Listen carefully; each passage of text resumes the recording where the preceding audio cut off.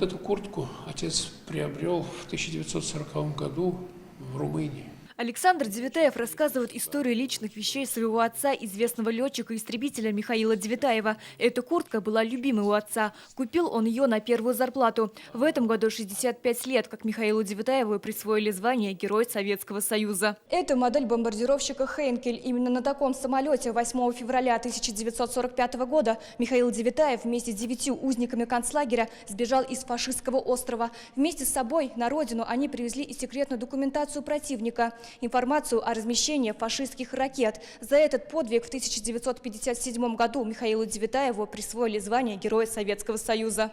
Мы попытались рассказать очень вкратце, но обо всех этапах жизни отца, которые привели его к этому подвигу, и подчеркнуть, что подвиг-то не закончился.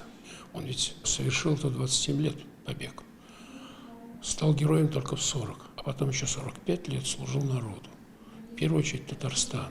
На стенде цифровые копии статей о герое, опубликованные в 50-х годах в советской авиации и литературной газете. Эти материалы – настоящий раритет. Они хранятся в госархивах. На выставке 50 экспонатов, посвященных судьбе и подвигу героя. Это фотографии, книги, модели самолетов, на которых летал герой. Многие фотографии, многие предметы, они очень говорят, скажем так, говорящие о его характере, о его отношениях. Эта выставка, она в рамках работы всего музея, поэтому, в общем, все, кто приходит в наш музей, эту выставку смогут посмотреть. Гости нашей республики более подробно смогут узнать действительно о его судьбе. Выставка очень, мне кажется, важна. Именно такие люди должны становиться кумирами. Раньше слышала про Михаила Девятаева, не в таком большом объеме. Чуть больше окунулась в эту историю, больше деталей узнала. Вот. Мне все очень понравилось. Выставка, посвященная Герою Советского Союза, продлится до 13 ноября. Сирина Сахапова, Игорь Романов, ТНВ, Казань.